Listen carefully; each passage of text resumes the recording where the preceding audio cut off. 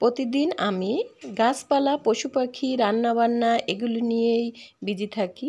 তো আজ আমি একটি শরবত রেডি করব। যারা আমাদের বরিশাল ডিস্ট্রিক্টের আছেন তারা অবশ্যই শরবতটি দেখে বুঝে ফেলবেন যেটা কী ধরনের শরবত, আর যারা অন্য ডিস্ট্রিক্টের তারাও হয়তো বা চিনতে পারেন।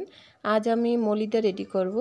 এটা আমাদের বরিশালের একটি বলতে পারেন বিখ্যাত শরবত। আমরা যখন অনেক ছোট তখন দাদিকে দেখতাম বল ভরে ভরে এই মলিদা বানাতো ঈদের সময়।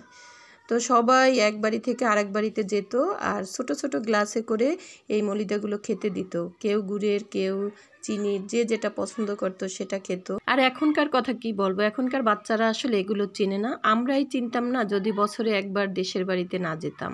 এই মলিদাটি বানাতে মনে হবে যে অনেক ইজি, আসলে এই ইজির মাঝে একটা কঠিন কাজ আছে। সেটা হলো এটার যে মেইন উপাদান নারকেল, সেই নারকেলটা হতে হবে এমন ধরনের নারকেল যে না পাকা না কাঁচা।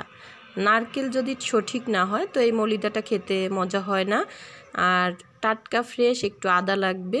সেই সাথে আমি একটু পলার চাল ভিজিয়ে পাটায় বেটে নিয়েছি। অন্য চালের গুঁড়া দিলেও হবে, কিন্তু পলার চালের গুঁড়াটা খেতে অনেক টেস্ট হয়, সেন্ট আসে। আর এখন আমি তো সব কিছু শেষ করে খেয়ে দেখলাম, আলহামদুলিল্লাহ ভালোই লেগেছে। বিসমিল্লাহ বলে খেয়েছি। আর আমার হাতে আমি এই প্রথম মলিদা বানিয়েছি, সেই অনুযায়ী আমার কাছে ভালোই লেগেছে।